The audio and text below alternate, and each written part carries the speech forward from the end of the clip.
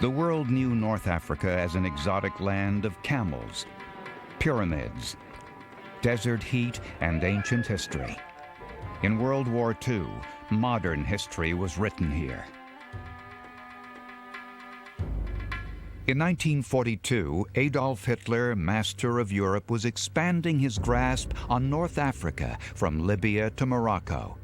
He had put the French colonies of Morocco, Algeria, and Tunisia under command of the Vichy French, his Nazi puppet government. But the British maintained a presence nearby at Gibraltar and Egypt.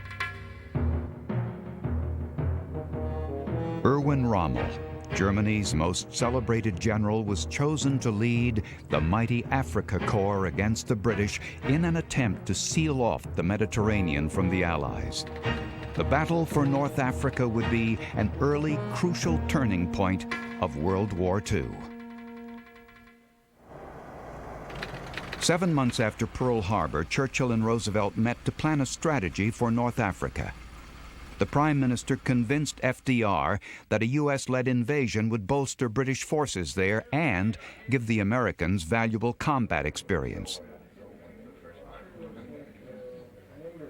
The invasion could also open up a route for a backdoor attack of Nazi Europe.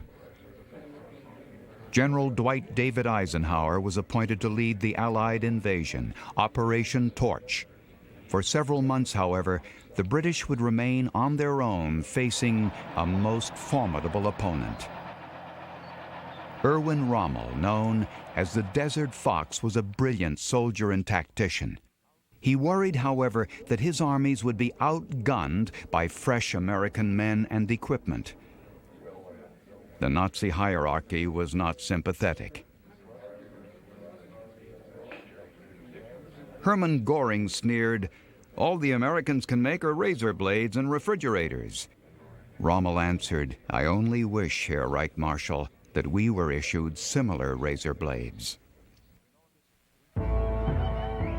In August, Winston Churchill arrived in North Africa. He appointed an aggressive new leader for the British Eighth Army, General Bernard Law Montgomery. Known as Monty to his men, he was also a strong tactician, but more cautious than Rommel. His instructions from Churchill were clear. Your prime and main duty will be to take or destroy at the earliest opportunity the German-Italian army commanded by Field Marshal Rommel.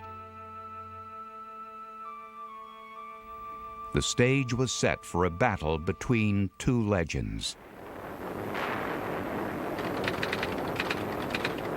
In 2 months' time, Monty began his offensive against the Germans, which would culminate at El Alamein. In a stroke of good fortune for the British, Rommel had fallen ill and left North Africa for 3 days' treatment in Austria. The Africa Corps was without its greatest asset, the Desert Fox.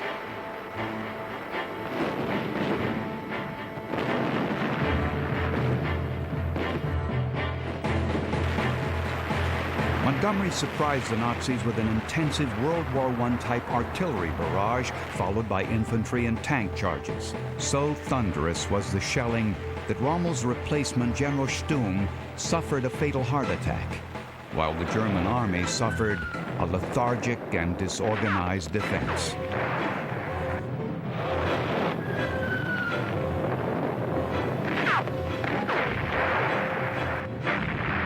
On the third day of battle, Rommel returned, as he put it, to save what can be saved.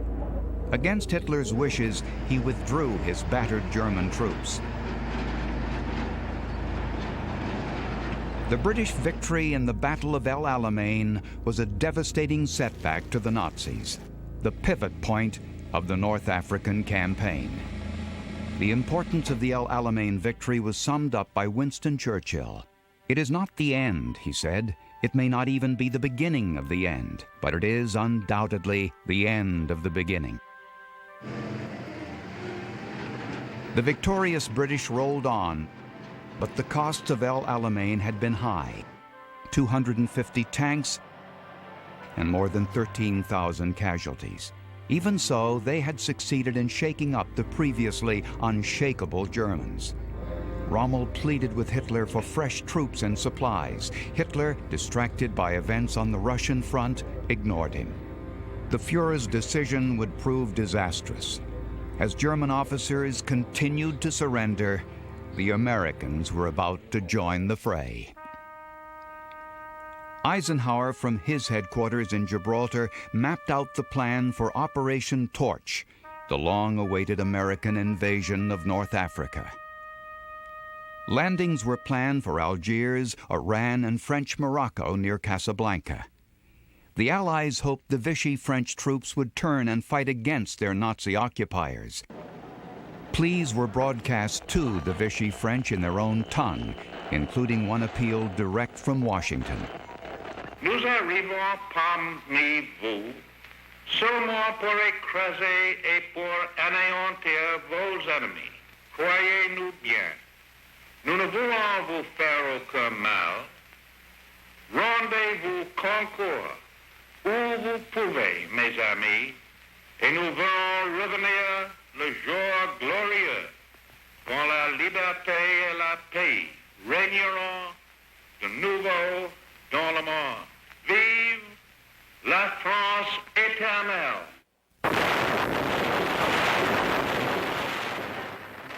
More than 500 Allied warships now began a surprise assault on the three targets.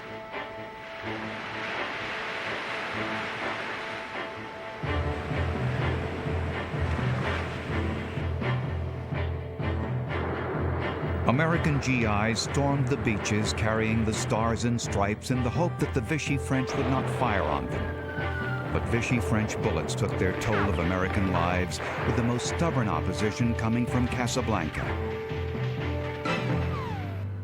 Finally, when Vichy commander Jean Darlan was captured in Algiers, he persuaded his soldiers to yield to the Americans, who were quickly tightening a noose around all three cities.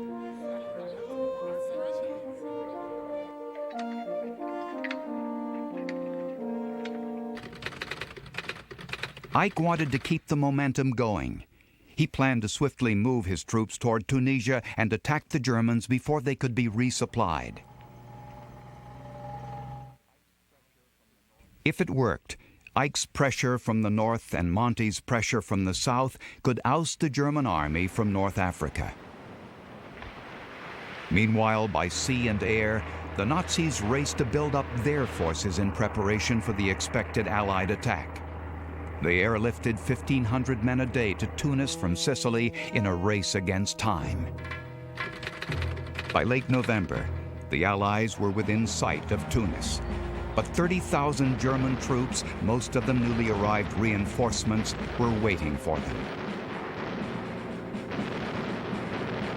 The unseasoned Americans were driven out of Tunis by the German Panzer M4s, stronger tanks than anything the U.S. could offer. By air, the Americans were introduced to the superior might of the Luftwaffe, taking off from Axis bases in Italy and wreaking havoc over North Africa.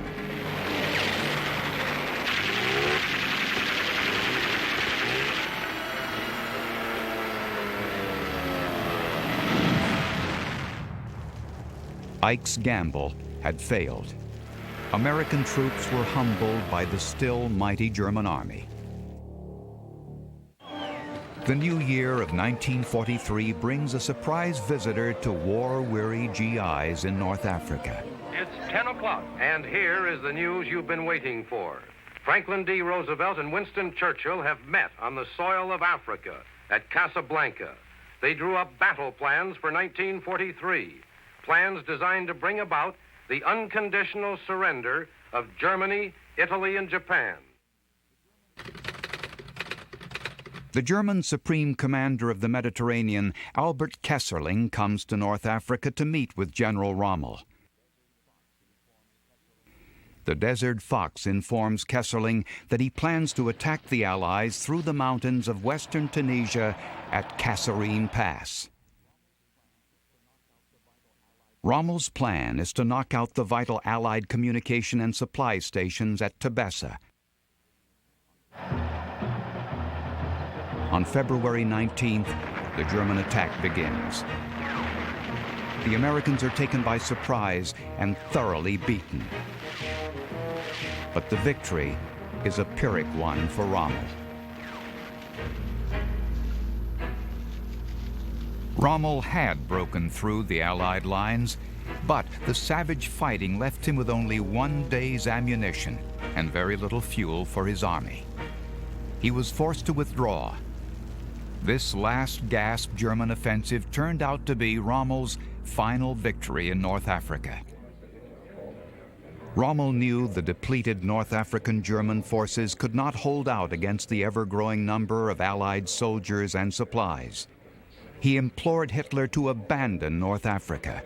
The Fuhrer screamed, "Africa will be held," and placed Rommel on sick leave. The Germans were left with a weary army, 76 functioning tanks, and so little gasoline that their soldiers attempted to distill fuel from local wines and spirits. In April, the Allied armies of the North and South linked up to wrap up the North African campaign.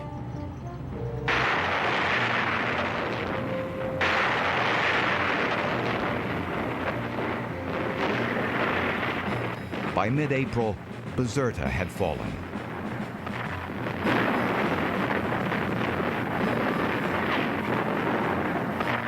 Soon, Tunis was again in sight. This time, the German army could not defend it.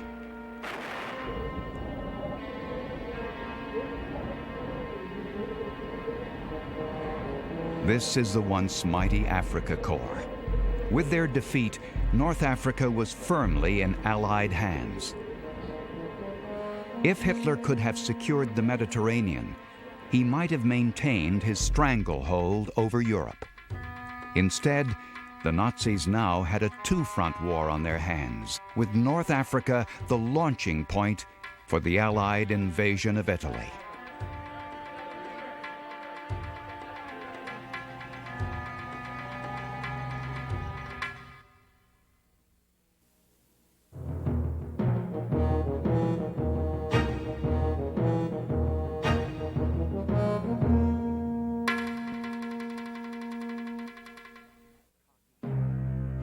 Young, cocky, battle-hardened German pilots dominated the skies over Europe for much of World War II.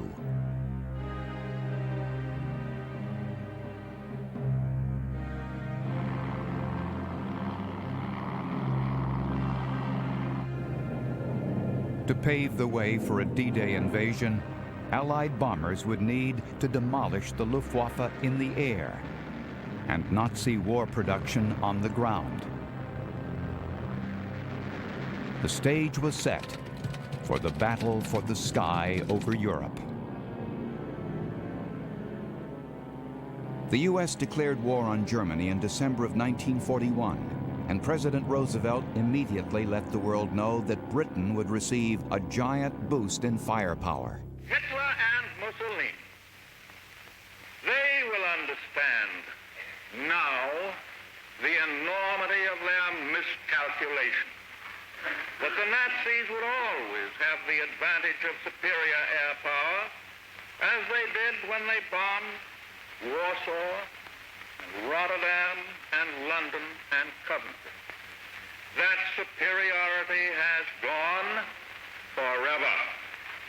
We believe that the Nazis and the fascists have asked for it, and they're going to get it. It was America's bombers that were going to give it to them. By late 1942, American factories were producing hundreds of bombers a month, slated to strike at Germany from air bases in Britain. The huge B-17 was America's foremost bomber. Its thick armor and 13 machine guns earned it the nickname the Flying Fortress. Strategists hoped the long-range B-17 could reach key targets without escort fighters. These bombers would have to fly great distances to bomb key German targets from bases in England and North Africa.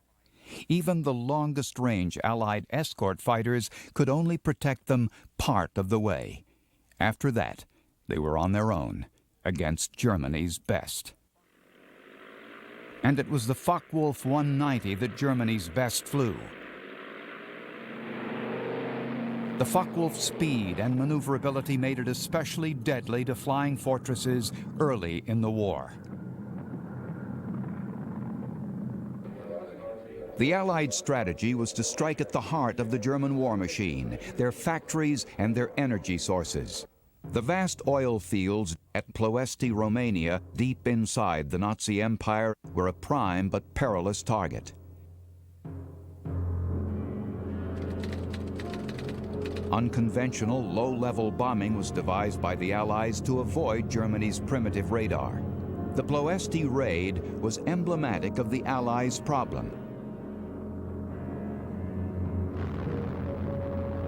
Although 40% of the target was destroyed, German fighter planes brought down 54 American bombers and their crews. We desperately needed longer-range fighter planes to escort our bombers on these crucial raids.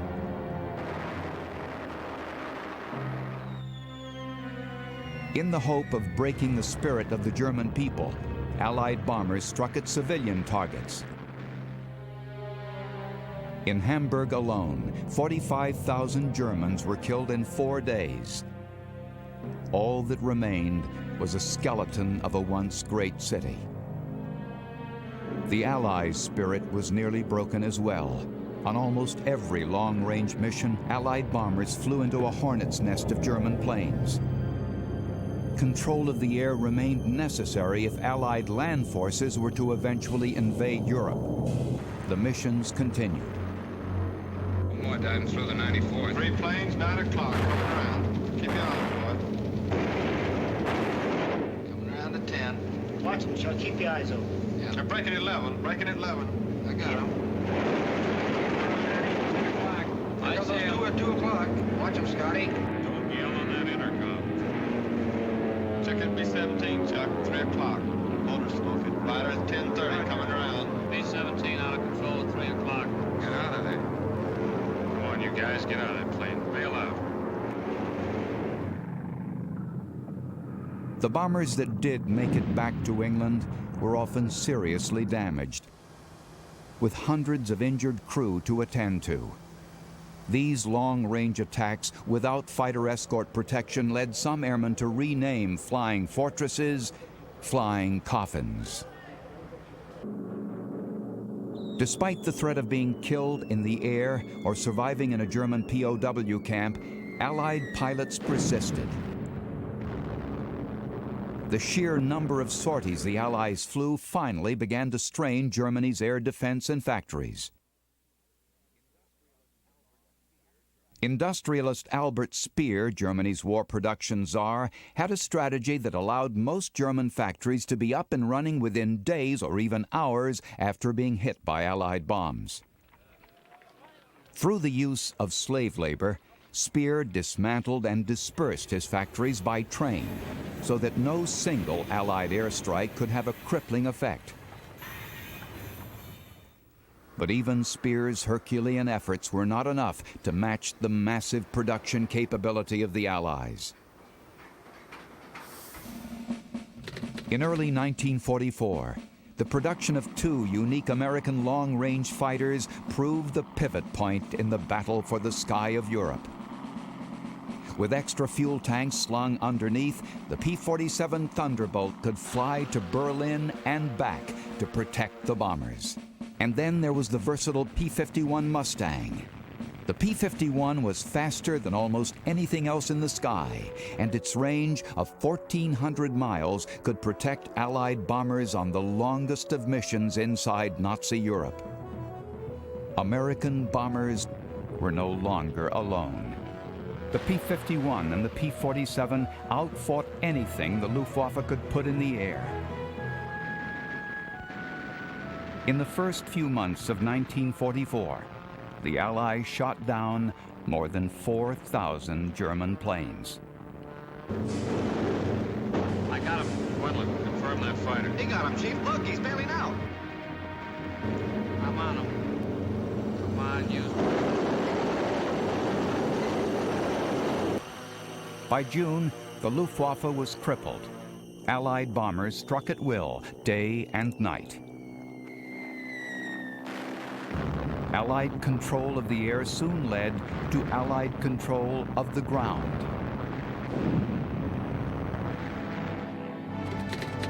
As the invasion of Normandy was launched in June of 1944, it was air power that kept the Germans at bay.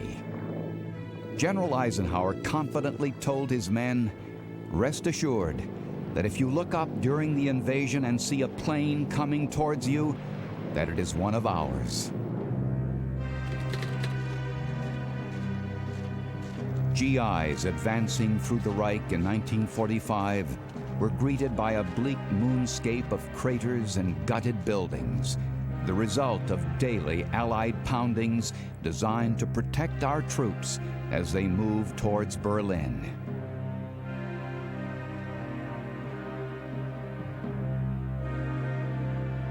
Victory in the battle for the sky over Europe paved the way for victory over Hitler and Germany.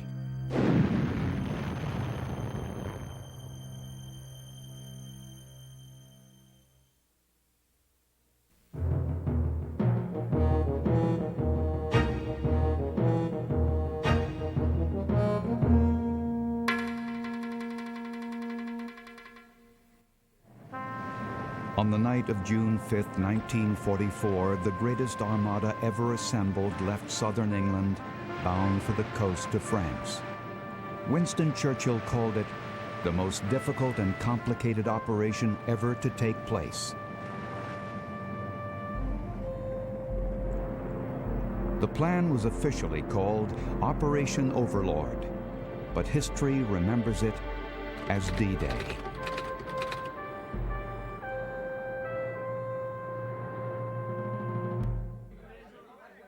D-Day could only succeed if the Allied forces were united under the direction of a firm hand.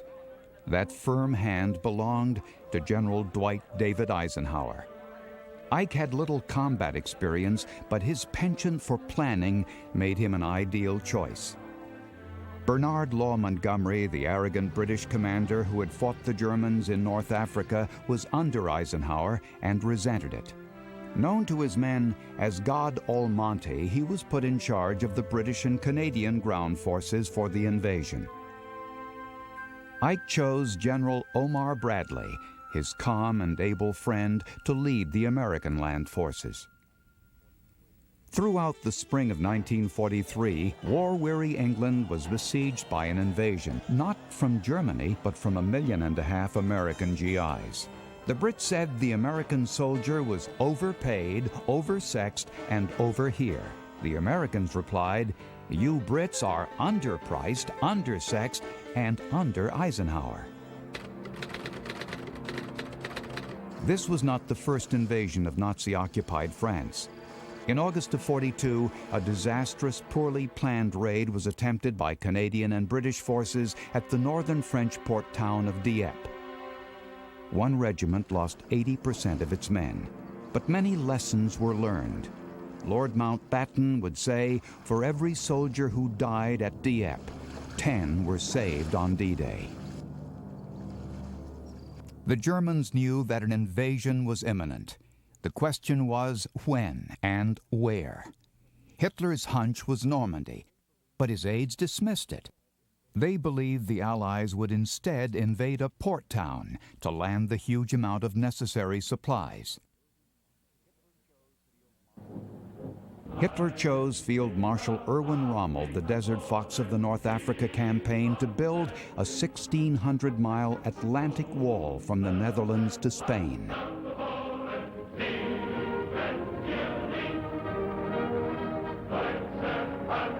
With slave labor, Rommel fortified every inch of beach, placed millions of mines offshore, and built thousands of pillboxes with 13-foot thick walls and massive artillery.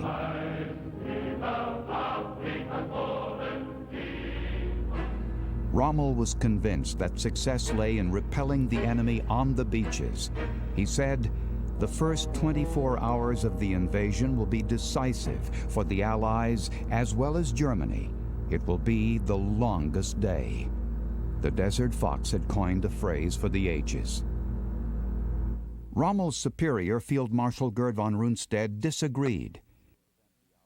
He believed that nothing could prevent the Allies from piercing the Atlantic Wall. Von Rundstedt instead wanted to keep a large mobile panzer division in reserve, then quickly shift it to the site of the Allied invasion.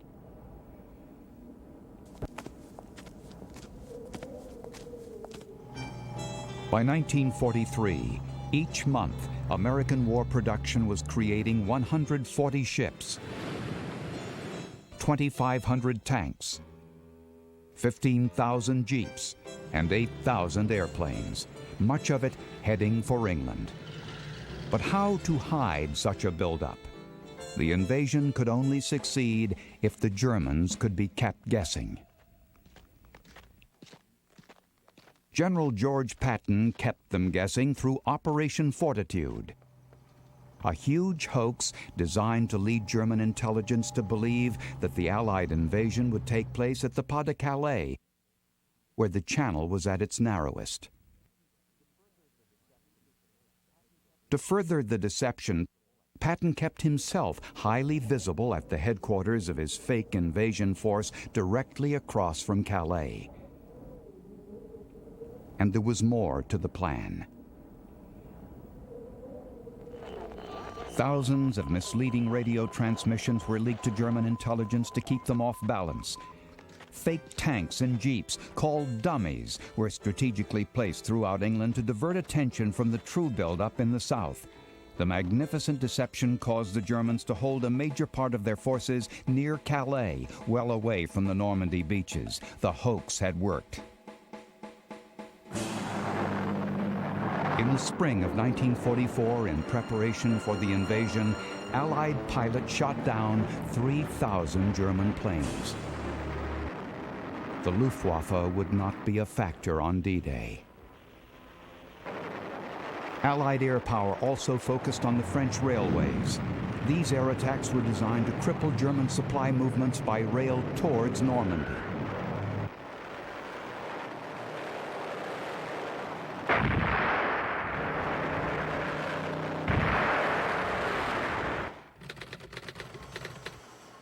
D-Day -3. The Allied invasion fleet sits ready, waiting for the green light from General Eisenhower. Ike has a 3-day window of opportunity for the most favorable weather combination of late moon rising and high tide. D-Day -2. A storm sits over the Channel. Ike wakes to this gloomy forecast, and after conferring with his meteorologist, he decides to wait a day. D-Day -1. Rommel is back in Germany to celebrate his wife Lucy's birthday. He has told von Rundstedt the invasion is not imminent. For Lucy's birthday, Rommel brings a fine pair of shoes from Paris.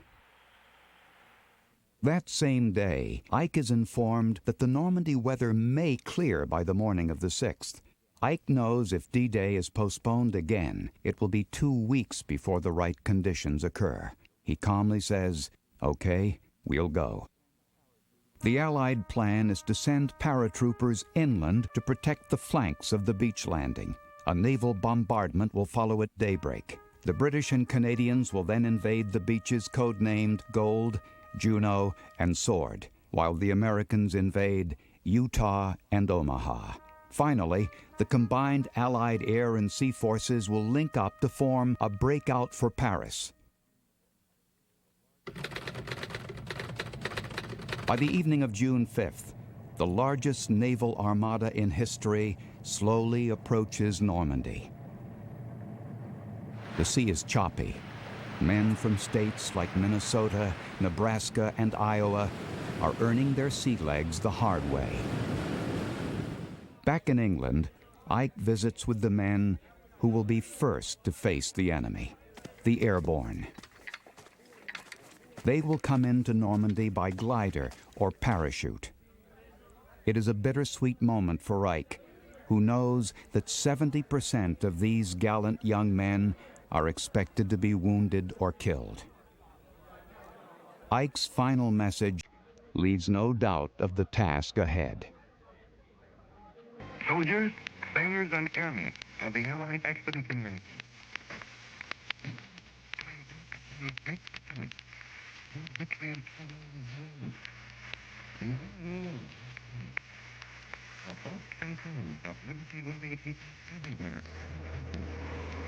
Your task will not be an easy one.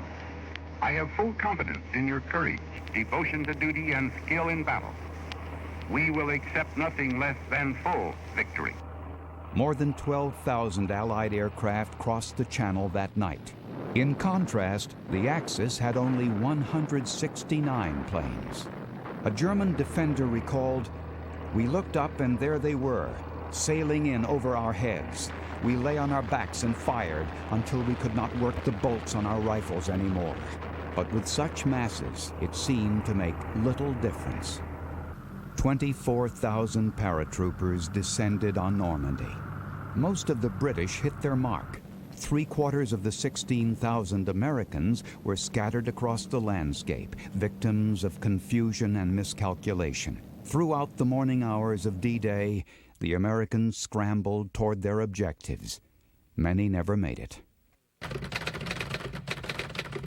The Germans on the Normandy coast had no illusions about what was happening. Nazi headquarters, however, was literally asleep. Rommel was called at his home in Germany 3 hours after the air assault began, but Hitler's aides were afraid to wake the Fuhrer until the invasion was officially confirmed. Von Rundstedt, the only commander awake at this point, eventually got through to Hitler and requested reinforcements. Hitler, still convinced by the great Allied deception that the real invasion would come at Calais, delayed his response for 7 hours. That delay proved to be the pivot point of D-Day. A sea of Allied ships sent salvo after salvo thundering into Hitler's Atlantic Wall.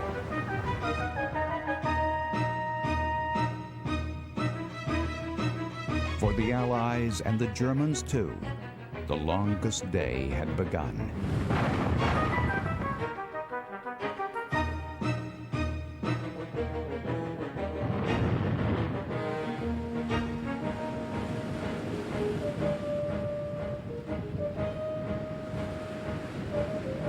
As Allied landing craft neared shore, their naval guns stopped the barrage to keep from hitting them.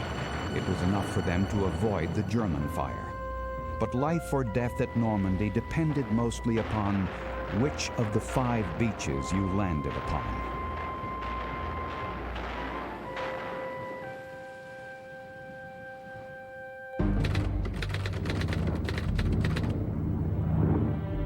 At Utah, American landing craft near the shore.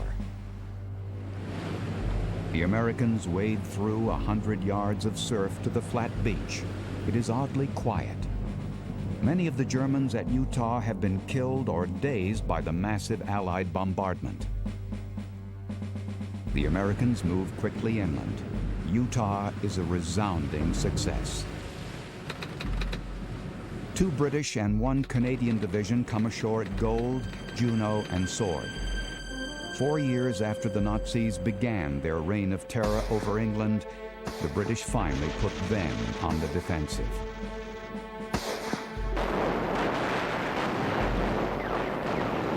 There are more than 1,000 casualties here, but the bloodiest landing will transpire at Omaha Beach. At Omaha, a sea of blood is shed. Allied air attacks had missed the German machine gun nest at Omaha due to poor visibility. In the first wave, one inexperienced American unit facing the best-trained German division in Normandy suffered 96% casualties in just 3 minutes of battle.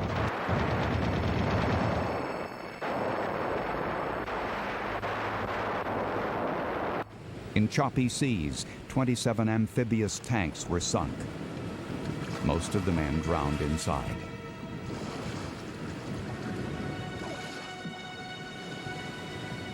If you made it to shore at Omaha, you were soon pinned down against 100-foot cliffs, with the tide creeping in. Inspiration to move on, whatever the price, was provided by Colonel George Taylor. He raced across the sands, crying out, "The only people on this beach are the dead and those who are going to die. Now let's get the hell out of here." Individual acts of heroism finally took out the German gun positions. By late afternoon, at a cost of 1,000 lives, the Americans took control. Shortly after, Ernest Hemingway came ashore. He wrote, "The first, second, third, fourth, and fifth waves lay where they had fallen, looking like so many heavily laden bundles on the flat, pebbly stretch between the sea and the first cover."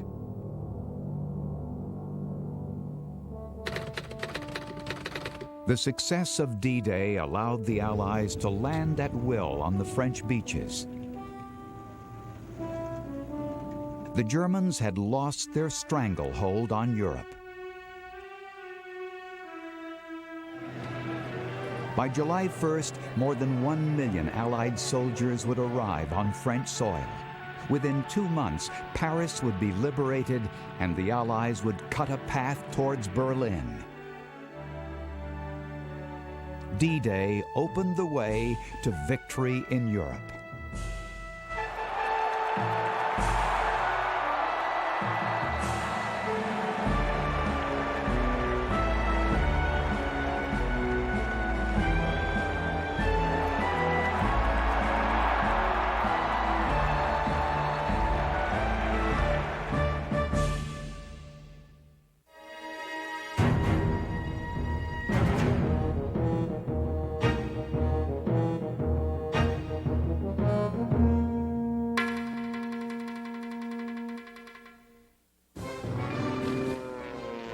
For most of the war in the Pacific, U.S. carrier pilots suffered as much as the Japanese. Crash landings were an all too common feature of carrier combat.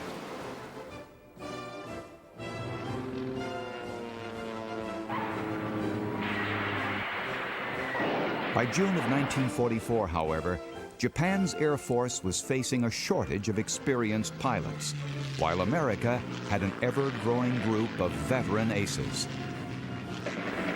These U.S. carrier pilots were about to annihilate Japanese naval air power in a showdown so one-sided it's remembered as the Great Marianas Turkey Shoot.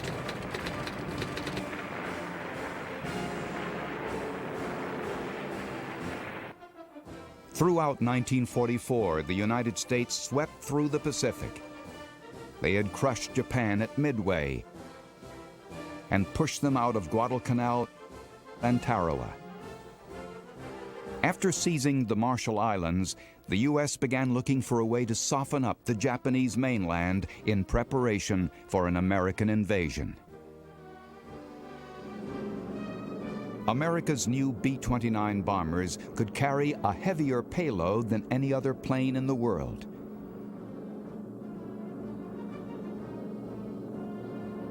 But an airstrip was needed within striking distance of Japan from which to safely launch the bombers.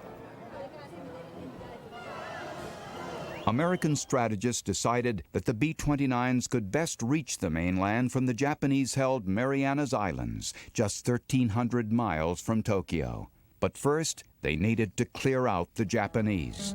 Step one was the invasion of the island of Saipan, the most heavily defended in the Marianas group. Then Guam and Tinian. A massive U.S. naval presence would be stationed offshore to attack the Japanese Navy should it attempt to move into the area. In charge of the U.S. Armada was Admiral Mark Mitcher, who had taken part in the Battle of Midway and in Doolittle's raid. Mitcher was given command of a huge force of 15 aircraft carriers with enough planes to ensure protection of the U.S. landing forces. On June 16th, the invasion was launched, with 20,000 American troops going ashore at Saipan on day one. 20,000 more GIs would follow in the next few days, enough manpower to overwhelm the Japanese defenders. After learning of the invasion, the Japanese rushed a carrier task force towards the Marianas to confront the American Navy and repel the U.S. landing force. The Japanese had but 9 carriers with 430 aircraft to face off against the mighty U.S. fleet. Commanding Japan's task force was one of the Imperial Navy's most respected leaders, Admiral Jizaburo Ozawa. The admiral would normally not have risked his fleet against such odds. He was counting, however, on an additional 540 planes stationed at air bases on Guam and other nearby islands to assist him in his attack. Knowing his country could not afford to lose the coming conflict, he told his men, the fate of the empire rests on this one battle.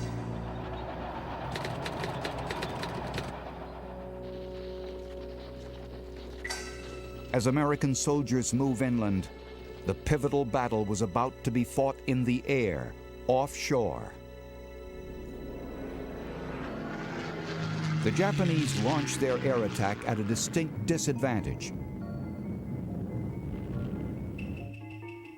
Most of their experienced pilots had been killed in previous conflicts. Japanese flight schools had given new airmen only a few months' training before rushing them into combat. They had little chance against the veteran U.S. pilots. To add to their disadvantage, the most common Japanese plane, the Mitsubishi Zero, had become outdated. The Zero's speed and maneuverability had made it a great success in dogfights, but America now had faster, better armored planes. Mitcher's carriers spotted the Japanese planes on their radar soon after they'd been launched. Pilot, man your plane, pilot. Man your U.S. plane. pilots, most of whom had served in the Pacific for as long as 2 years, rushed to their planes to meet the enemy.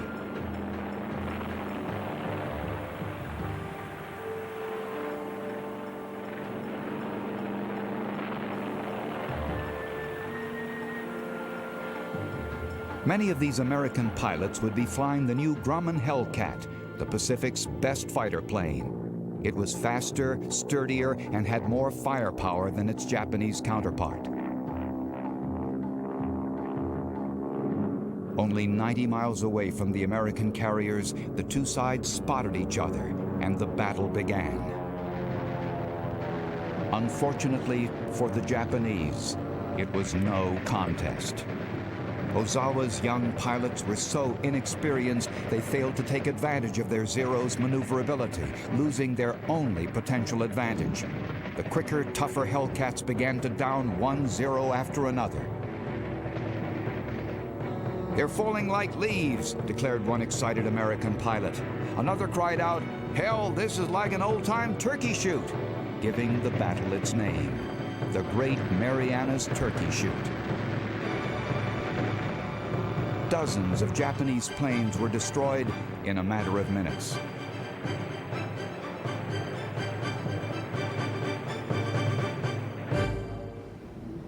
On board his flagship, Ozawa waited for his planes to return in triumph. When most did not return, he made a foolish assumption that proved to be the pivot point of this battle. In what can only be judged in hindsight as an act of wishful thinking, Ozawa decided that his missing planes must have flown on to refuel at the nearby Japanese air base at Guam. Unaware of the magnitude of his losses so far, he launched a third and fourth wave of planes right into the meat grinder.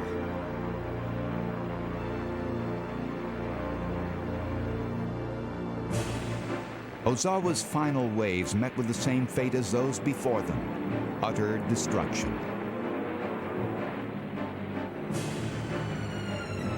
Many young Japanese pilots were knocked out of the sky before they had the chance to fire their guns.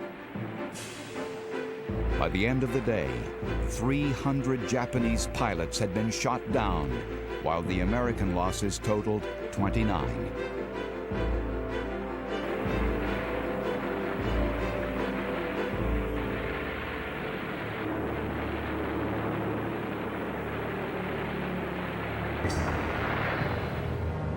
To make matters worse for the Japanese, U.S. subs spotted Ozawa's task force. The Americans launched their torpedoes and sank 2 of Ozawa's carriers.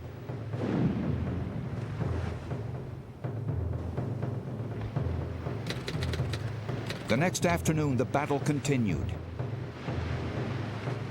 What was left of Ozawa's fleet was retreating, but U.S. planes pressed on with their attack before the Japanese could escape their reach. American dive bombers, torpedo planes, and fighters damaged several of Ozawa's warships and bagged 65 more Japanese planes. With only 35 planes left, Ozawa watched helplessly as U.S. planes demolished the Hiyo, the 3rd carrier sunk in the battle. It was the final humiliation in this ignominious defeat. American planes headed back towards their carriers, triumphant but low on fuel. Only 20 U.S. planes had been downed in their attack on Ozawa's fleet. But 80 more planes were lost when they were ditched by their pilots or crashed as they ran out of fuel.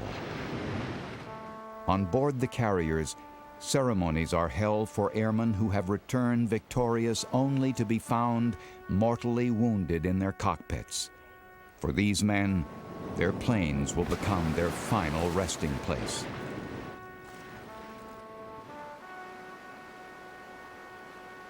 The most one-sided aerial battle in history has resulted in the utter defeat of Japan's air power in the Pacific.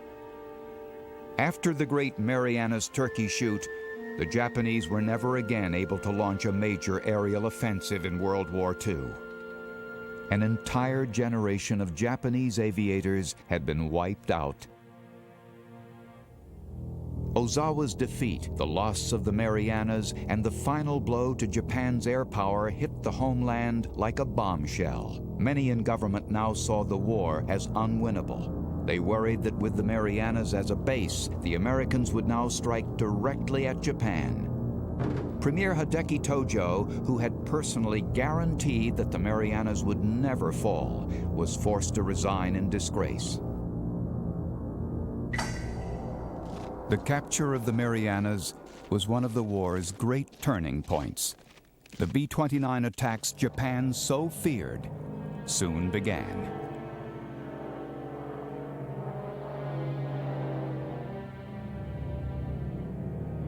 Meanwhile, in New Mexico, U.S. scientists were perfecting a bomb to launch from the newly captured Marianas. A weapon so powerful that it would end the war and change the course of history.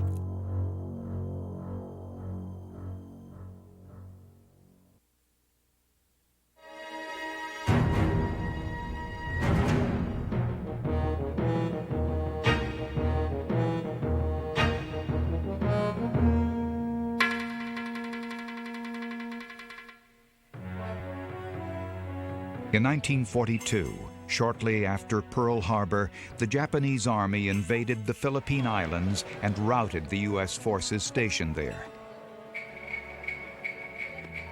At Bataan, more than 12,000 American troops surrendered following an heroic struggle.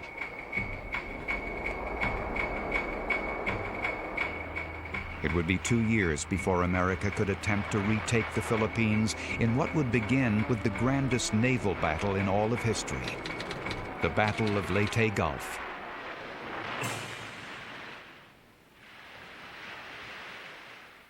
General Douglas MacArthur, commander of America's forces in the Philippines, escaped just before the defeat, vowing, "I shall return."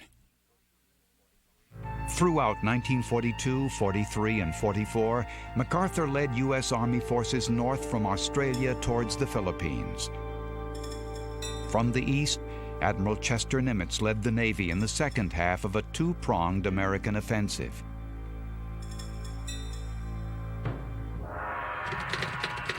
At U.S. headquarters in Pearl Harbor, it was decided that the Army and Navy would join forces in America's return to the Philippines. But which of the 28 Philippine islands should be the target of the invasion? U.S. brass decided on the southernmost major island, Mindanao, and plans for the invasion began. But Admiral Bull Halsey told his superiors he had a better idea. Halsey's carrier planes had been attacking Japanese positions in the Philippines for several weeks. He reported facing little opposition over the Philippine island of Leyte. A new plan was quickly arranged to take advantage of Halsey's discovery.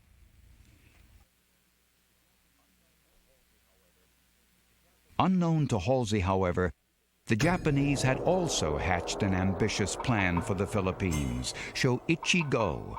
They would risk every available ship in an apocalyptic final showdown with the U.S. Navy.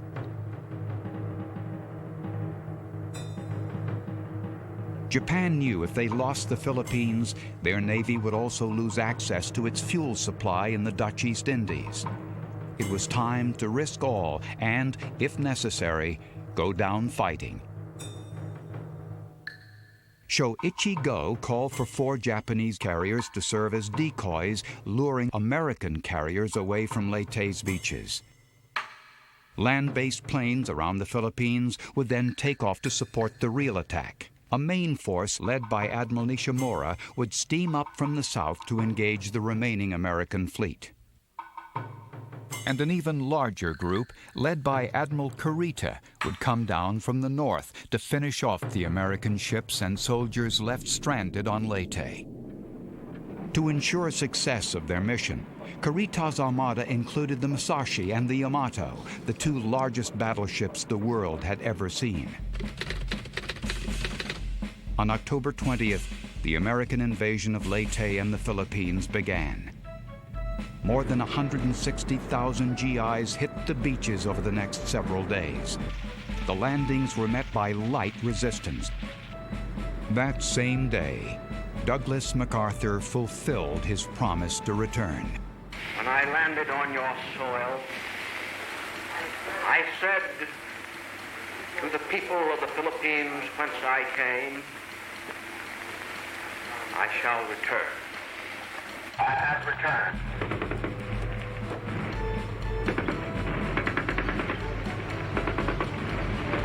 The U.S. Army began pushing inland, counting on the U.S. Navy to protect their vulnerable beachhead from any Japanese naval counterattack.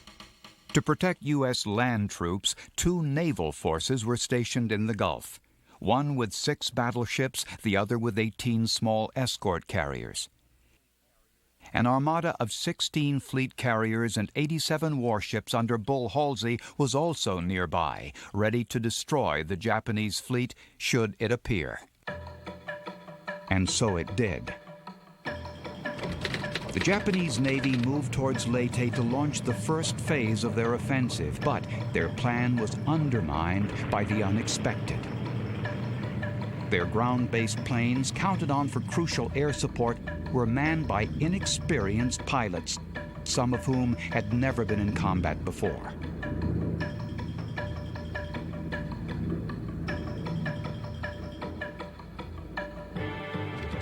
Combat-hardened airmen from Halsey's 3rd Fleet went up to face these fledgling Japanese pilots. The battle for Leyte Gulf had begun. In a series of dogfights that day, U.S. aces quickly shot down more than 1/3 of the 200 planes manned by the far less experienced Japanese pilots.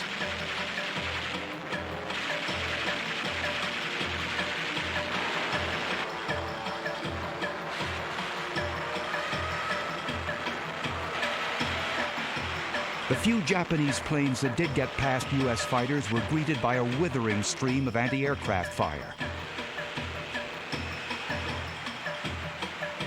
Wave after wave were shot down by American guns. Incredibly, one Japanese pilot snaked through the thick wall of fire that had destroyed every other plane in his group. He dropped a 550-pound bomb that smashed through the carrier USS Princeton, which eventually succumbed to the damage, taking the lives of more than 300 sailors. Now the American pilots had their turn. Halsey's planes found Kurita's force at sea hundreds of miles from Leyte Gulf. They crippled one cruiser and damaged several other ships. But their real find of the day was the battleship Musashi. With the Imperial Navy planes attacking at Leyte, the unprotected Musashi was destroyed and sunk by the American pilots. Kurita called off his part of the assault and turned back. But the day wasn't over. Halsey's scouts had spotted the Japanese decoy carriers far to the north of Leyte. Aware of Kurita's retreat, Halsey decided to take the bait and chase the carriers. He ordered his ships to head north. Unknown to Halsey, however, Kurita had changed his mind. He turned around and led the Japanese force south towards Leyte's vulnerable American landing beaches. Meanwhile, Admiral Nishimura leads the southern prong of the Japanese assault, unaware that the Americans are lying in wait. America's Admiral Ohlendorf, informed by native coast watchers of Nishimura's approach, prepared a surprise or two. 5 U.S. ships, resurrected from their graves at Pearl Harbor, are ready to get their payback. These ghosts of Pearl Harbor have come back to haunt the Japanese. During the early morning hours of October 25th, Ohlendorf's fleet moved into position to spring his trap. The Japanese, coming through the strait, saw only tiny PT boats standing between them and Leyte's beaches. They advanced at full speed, directly into range of Ohlendorf's big guns.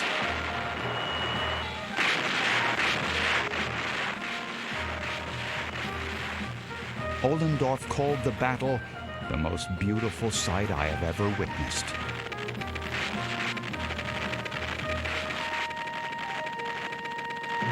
By morning, virtually every ship in Nishimura's force had been blown to pieces. Thousands of Japanese sailors had been killed by the shells or drowned in Leyte Gulf. With Ohlendorf cleaning up to the south and Halsey far to the north, Kurita's main Japanese force now closed in for an assault on Leyte's Gulf.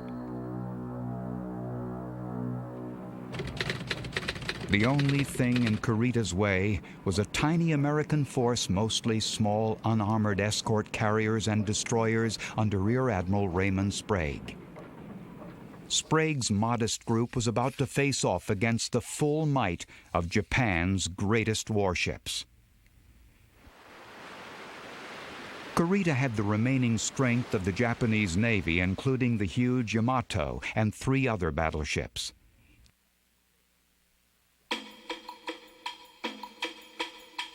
At 8 a.m., his guns opened fire. The Yamato launched thunderous volleys from its massive 18-inch guns. The attack was unexpected and devastating. Sprague could not hope to match the Japanese firepower, but he also could not leave the Leyte beachhead undefended. He decided his only course of action was to attack. First, he had his ships lay down a massive smoke screen. His men rushed to action, his destroyers opening fire to keep the Japanese at a distance. Sprague now launched all the planes from his escort carriers to strafe and harass the Imperial battleships.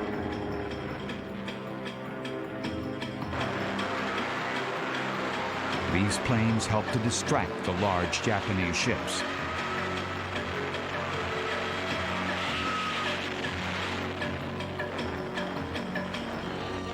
Sprague radioed a desperate call for help, realizing he could not hold out for long.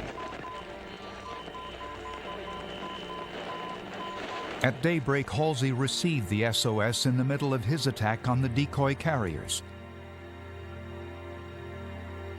Unhappy to leave the battle, the admiral reluctantly steamed south to rescue Sprague, but left behind just enough ships to finish his attack. The Japanese on these decoy carriers knew they were doomed, but their successful sacrifice had put Kurita far to the south on the verge of victory.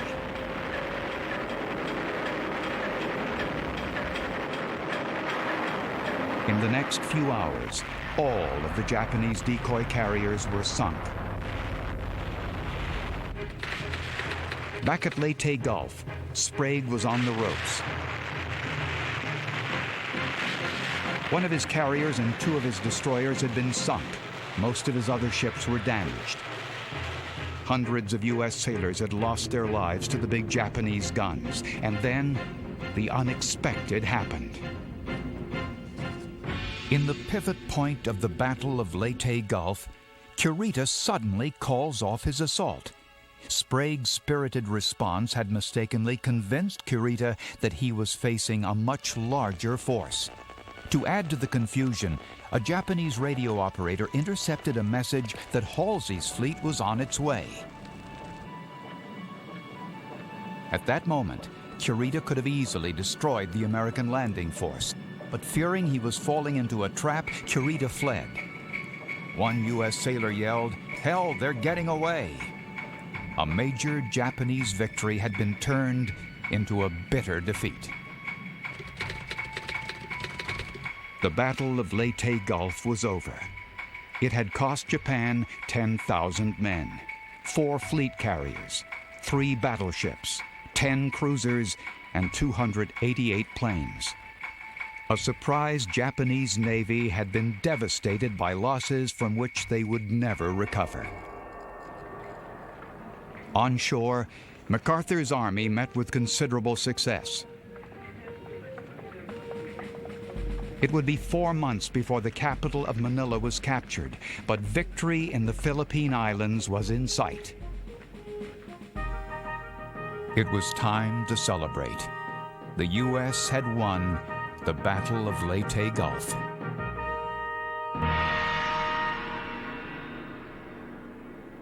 I am intensely proud of the successes our fighting men have won over the Japanese, and I'm sure all of you share this feeling. Our latest successes are but steps along the road to victory, and it will not stop until the Tokyo war makers are utterly defeated.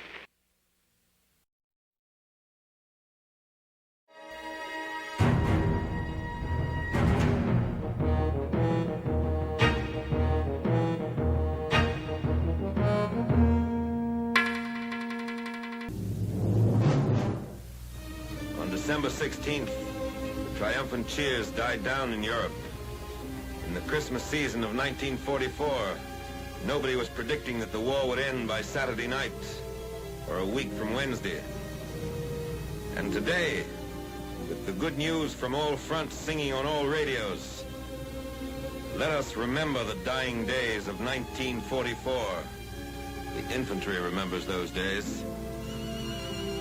They were not being reconverted for civilian production, nor were they worried then or ever that they would be left with too many shells or too many tanks. The Army had come fast and far last fall.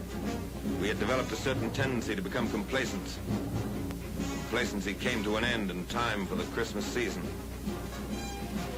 These men had never been complacent. As they fought, they did not seek employment in civilian industry that would secure them after the war. They did not complain about the scarcity of butter or roast beef or the high cost of living.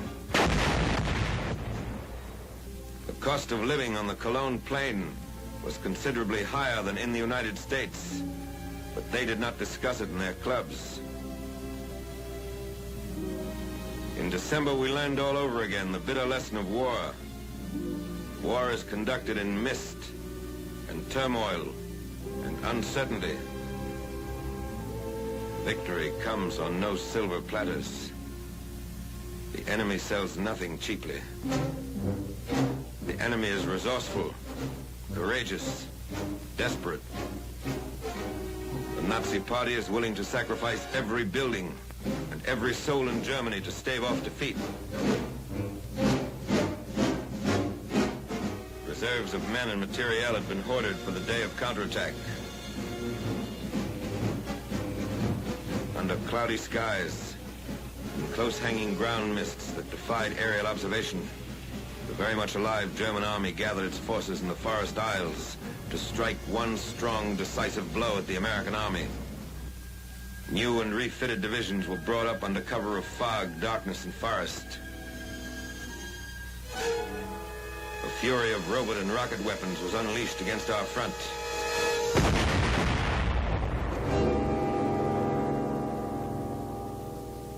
In one day, the enemy smashed through the defenses of the American First Army on a 45-mile front and was biting deep into Luxembourg and Belgium. In 24 hours, the initiative changed hands, and the German army, which had put the word blitzkrieg into all languages, unleashed its desperate offensive. They had picked a time when the weather prevented us from using the air weapon, the weapon in which we decisively outweigh them.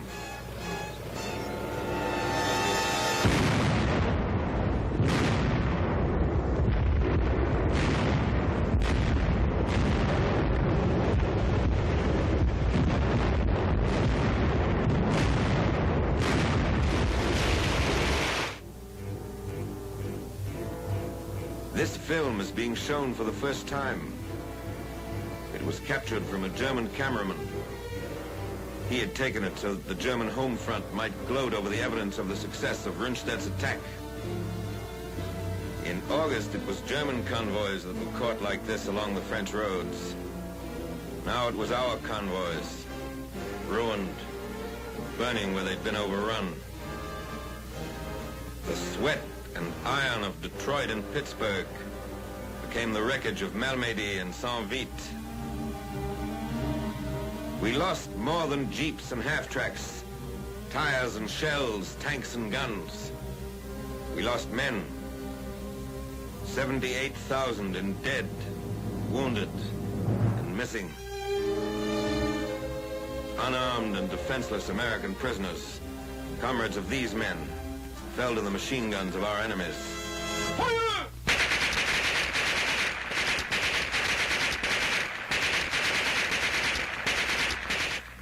4 weeks later, their frozen bodies, hands and ankles bound, were found where they fell.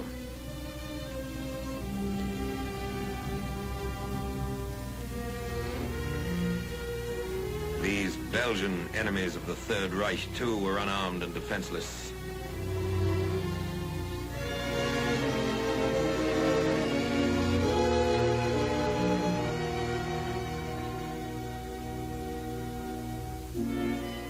Germans smoked camels and Chesterfields robbed from American dead.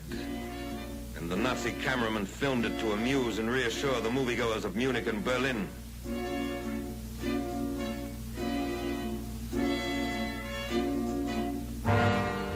Men who had not retreated since their arrival in Europe plodded back along the mean roads of winter Belgium.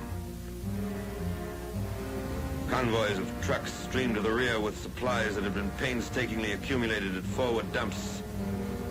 Supplies that could not be moved were put to the torch. Millions of man-hours of work to be put in all over again. To stop counterattacks, huge new reserves of supplies are called for. But that is how a war is.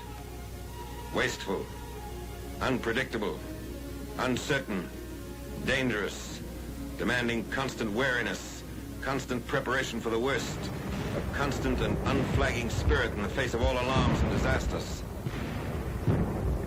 Gallant American units, surrounded and cut off, fought in a sea of enemy armor.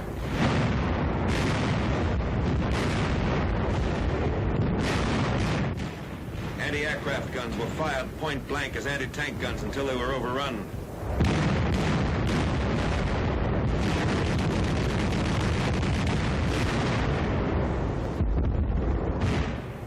Cooks, bakers, quartermaster, and line of communications troops picked up their rifles and fought tenaciously against Nazi columns. The weather cleared and the Air Force took to the skies to bomb and strafe and fight the rejuvenated Luftwaffe to the ground.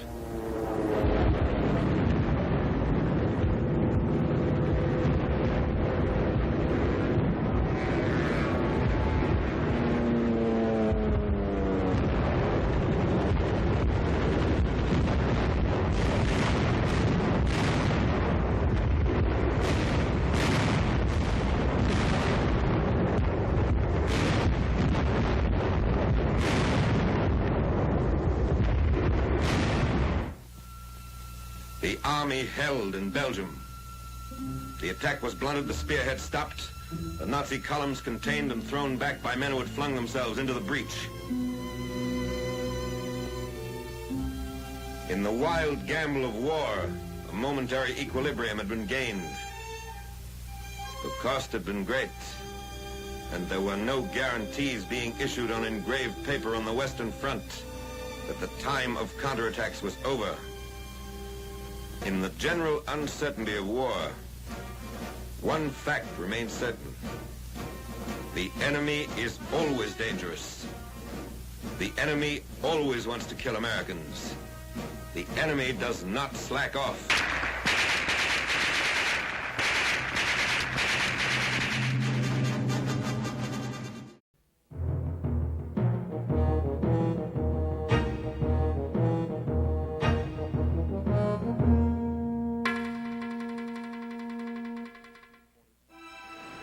In 1945, the Pacific Ocean stood for anything but calm and peace. An epic confrontation was about to take place on an 8-mile parcel of land the Japanese called Sulphur Island. The only value of this land was its strategic airstrip just 625 miles southeast of Tokyo. If taken, the outpost could become the Allies' closest base for continued bombing of Japan. The capture of the island was expected to take 10 days. It took 36. The bloodiest assault in the history of the U.S. Marines took place on Iwo Jima.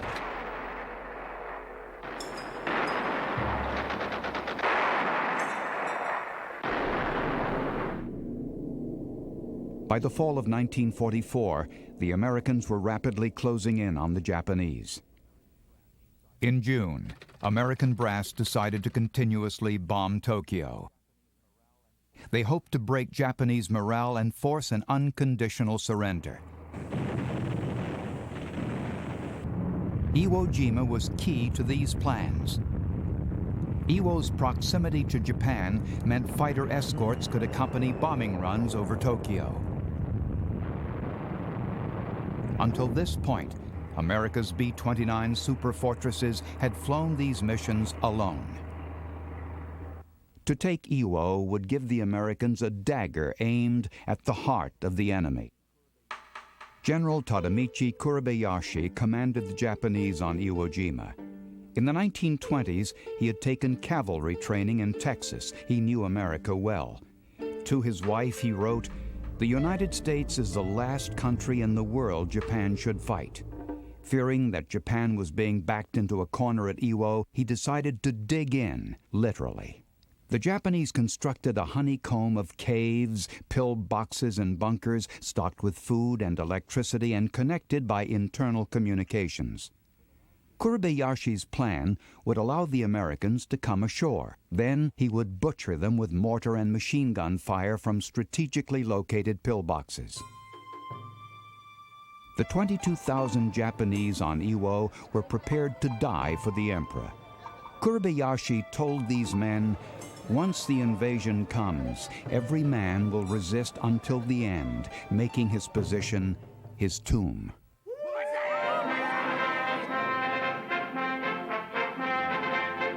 Iwo Jima, Japanese citadel 625 miles from Tokyo. An invaluable base for consistent bombing of Japan. Warships of the massive American Fifth Fleet gather off Iwo. By sea and by air, Iwo Jima is subjected to more than 70 days of bombardment, the heaviest of all on the last 3 days before the landing. The moment of assault draws near. On February 19th, 60,000 U.S. Marines invaded Iwo. The morning erupted into a firestorm of shells and rockets.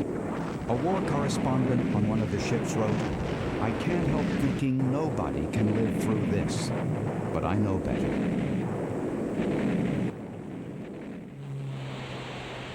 The shelling stopped as 120 carrier planes strafed the island with napalm and gunfire.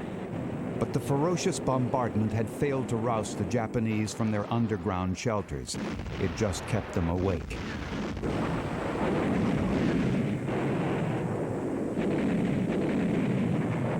The Marines were also awake.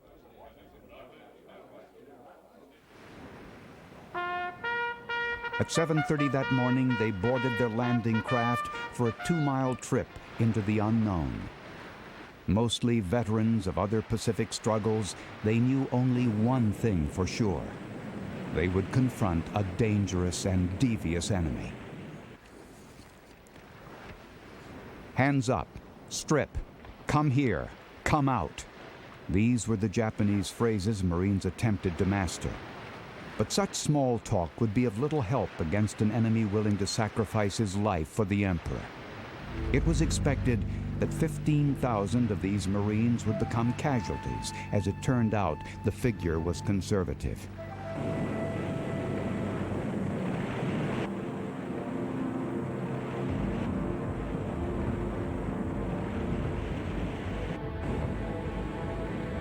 The first wave hit the beach at 8:59 a.m. The Marines were surprised by the light resistance. The enemy was drawing them in to disaster. The Marines' first great obstacle was the volcanic sand, so loose that American tanks could barely get a grip on the stuff to move inland. One exasperated private trying to dig a foxhole said, "It's like digging a hole in a barrel of wheat." But by 5 p.m. that day, 30,000 Marines were on the shores of Iwo Jima. The U.S. force had successfully landed near Mount Suribachi, unaware that inside the extinct volcano lurked 1,200 Japanese soldiers ready to pick off the approaching Marines. From the Japanese perches high atop Suribachi, the Marines were vulnerable to mortar and machine gun fire on every inch of Iwo. The only way to attack the entrenched Japanese positions was from up close. As the Marines cautiously climbed the flanks of Suribachi, they could actually hear the Japanese talking inside the volcano. For the next 4 days, those foreign voices would be systematically silenced by flamethrowers and hand grenades. But in those 4 days of fighting, more than 1,500 Marines were also killed. There seemed no end to the Japanese resistance. The Leathernecks needed a lift. One group of tenacious Marines finally made it up the north face of Suribachi. They claimed this hunk of volcanic rock in a stunning moment which America and the world would never forget. Perhaps the best remembered image of World War II. The site of Old Glory, proudly waving over Mount Suribachi, inspired the thousands of Marines below. It was the pivot point in the battle for Iwo Jima.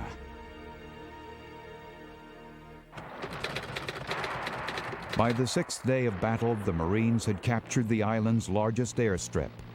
American air power was at Japan's door. There was some hope that conquering the rest of the island would be less costly. It was not to be. The Marine death toll mounted as Japanese mortar shells were fired from Iwo's northern end.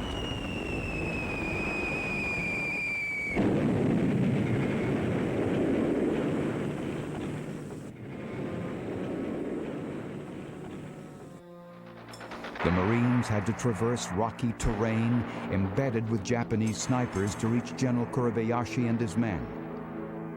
And the Japanese were taking the general's orders to fight to their death quite seriously. 4 Marines fell for every yard taken. In 1 hour, 94 Marines were killed trying to cross a space of 100 yards in front of one cave. When the Marines couldn't coax them out or shoot them out, they burned them out. 10,000 gallons of flamethrower oil were used up in each day of battle.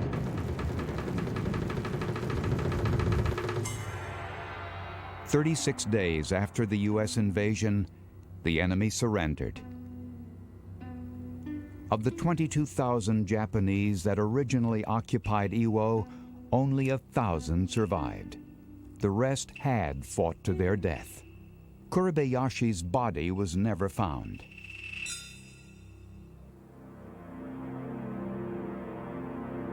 The taking of the island cost more than 5,000 American lives, but the U.S. Marines had won the fiercest battle of their history.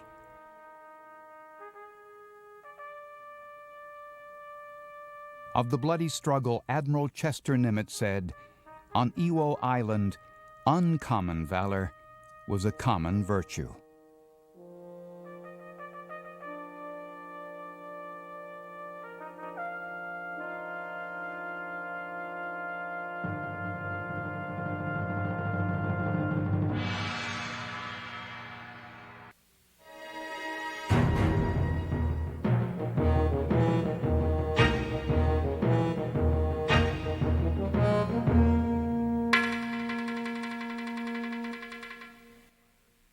As the Japanese Empire crumbled in 1945, soldiers of the rising sun gathered for a last stand against an expected U.S. invasion at the island of Okinawa.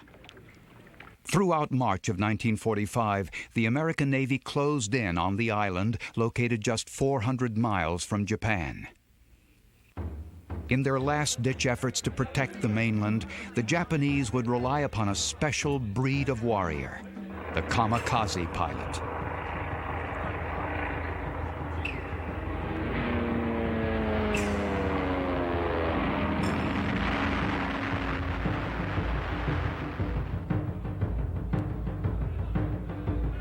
The final step on the road to Tokyo would be the Battle of Okinawa.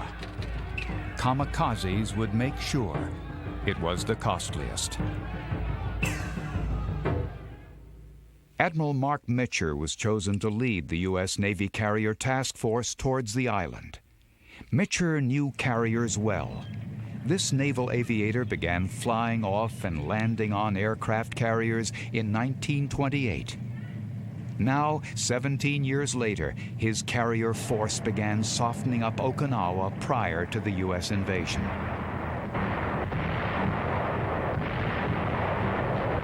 For 2 weeks, the Americans pounded the island. Their barrage was 20 times heavier than the bombardment of Nazi defenses on D-Day.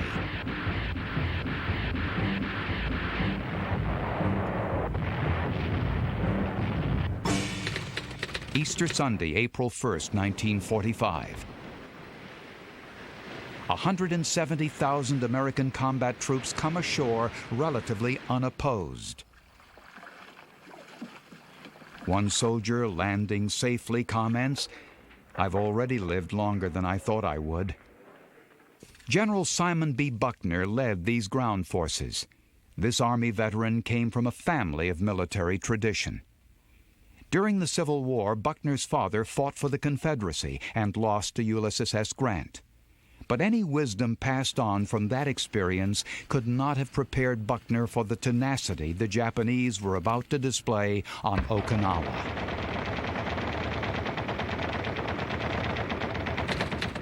On April 4th, the Americans ran into Japanese resistance for the first time, resistance that would stiffen as the days wore on.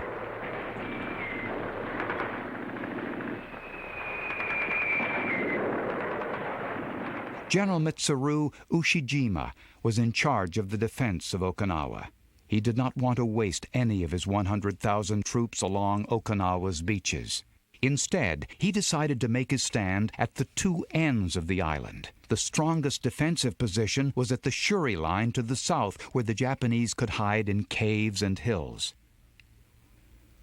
Ushijima would allow the Americans to come ashore, let them readily move inland, and then kill as many as he could. Meanwhile, Japan's kamikaze planes would destroy as many U.S. ships as possible. Ushijima's plan was a desperate one, and a dangerous one for the Americans. On April 6th, the kamikazes stepped up their attacks. These pilots were named after a legendary divine wind that had wrecked an enemy fleet in the 13th century, saving Japan from invasion. Some of these young men had but 12 hours of flight training, but they were Japan's last hope of turning the tide. The kamikaze planes were loaded with bombs and only enough fuel to reach their targets, the American aircraft carriers. But the young pilots' jangled nerves made them less discerning. Soon, not just the carriers, but every U.S. ship became a target of the suicide planes.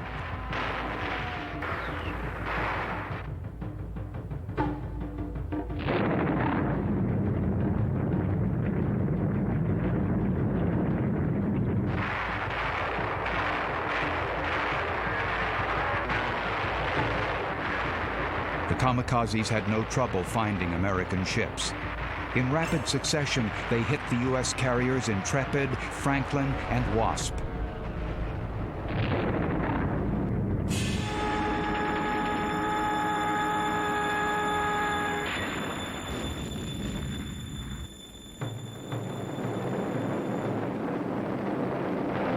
And they kept on coming.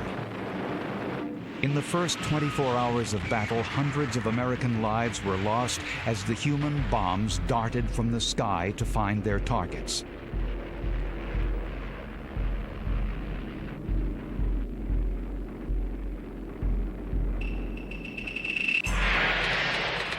Throughout April, the land battle on Okinawa was brutal. The Americans progressed slowly, yard by yard, house by house, as the Japanese slowly fell back toward the south end of the island. Like two tired fighters, both sides pounded each other into exhaustion.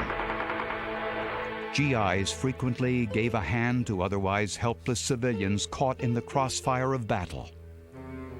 This American camera slate speaks to the fear the Japanese had instilled in Okinawans who were told the U.S. Marines will kill them. When the locals emerged from their hiding spots, they found they had been misled by the Japanese.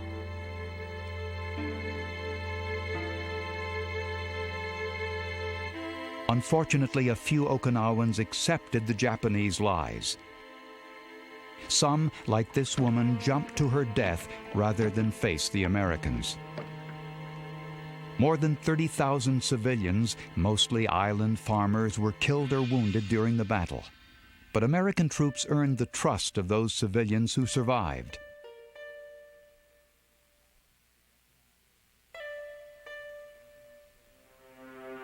Japanese soldiers killed thousands of GIs in the first few weeks of battle. What the Americans thought would be easy became more difficult day by day.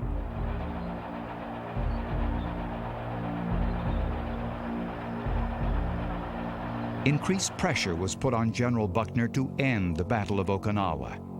Each day of the stalemate left U.S. supply ships and their crews vulnerable to the kamikazes. General Isamu Cho, Ushijima's second-in-command, formed a desperate plan to recover lost ground. Cho convinced Ushijima to launch a massive counterattack against the Americans across the Shuri Line in early May. But Cho's reckless plan left the Japanese exposed to an American artillery barrage. This Japanese offensive turned out to be a bloody failure. It was the pivot point of the Battle of Okinawa.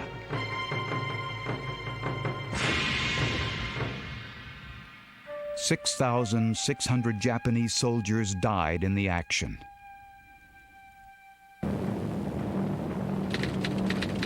For 6 weeks, the battle dragged on offshore. More than 1,900 kamikaze attacks were made. Although only 1 in 10 of the kamikazes were getting through, 36 American ships were sunk and 368 damaged.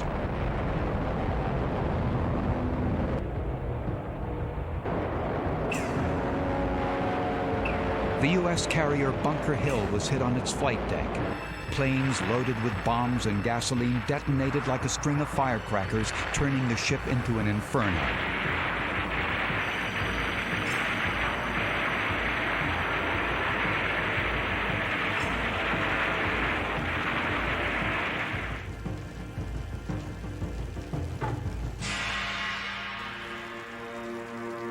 When the smoke cleared 6 hours later, the ship was dead in the water.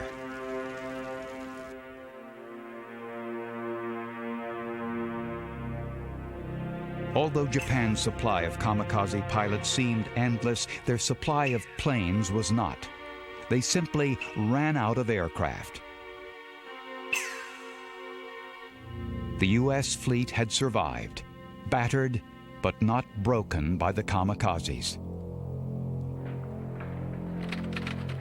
As June wore on, the Japanese wore out. They fell back to a final position on the craggy south end of the island. It would take 2 U.S. Marine divisions to clear them out.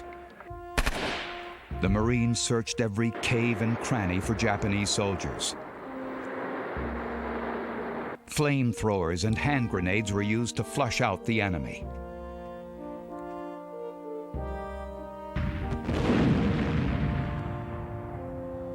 Dazed and exhausted, a few Japanese soldiers were taken prisoner. Most chose to die fighting.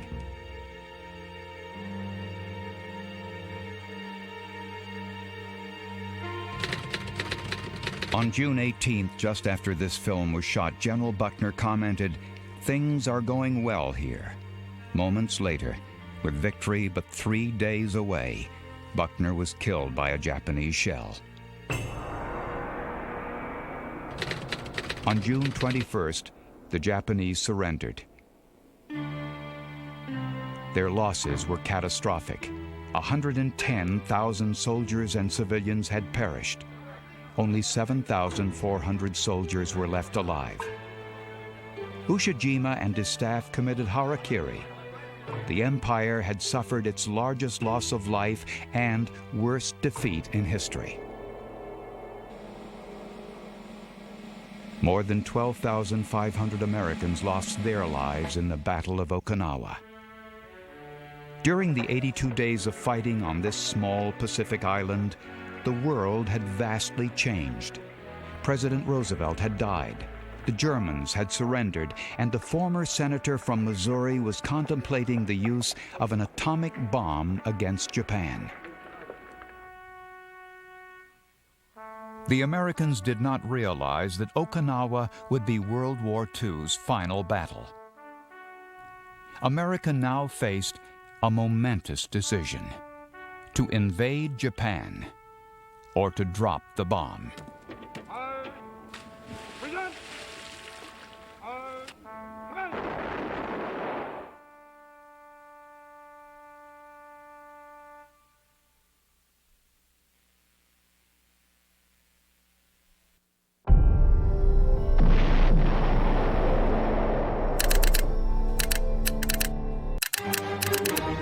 Like a chime from heaven, it sounds around the world. Victory.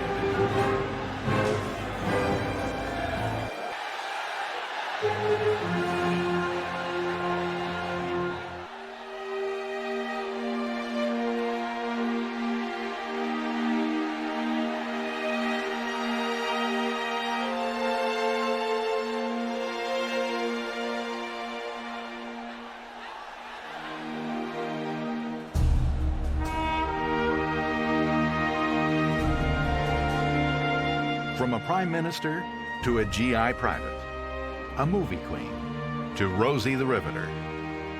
V for victory. Whether painted on the fuselage of a flying fortress or scratched on the thick wall of a concentration camp, is the hallmark of inevitable triumph. And at last, victory is realized. It had been war without quarter, of torturous struggle in battle after battle. A war that savaged everyone who died in it or managed to live through it. A people's war in which no one was exempt. Not Second Lieutenant Ronald Reagan. Not Army Sergeant Joe DiMaggio. Or Air Force Captain Clark Gable. Or Naval Lieutenant John F. Kennedy. Nor were your fathers and grandfathers, uncles and great-uncles, your pastors and rabbis, your grandmothers and school teachers and librarians.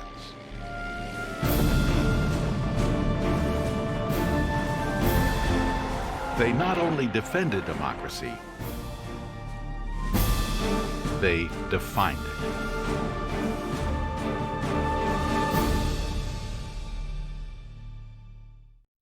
If you enjoyed the program that you just watched, contact your DVD provider about other Questar DVDs or visit www.questarentertainment.com.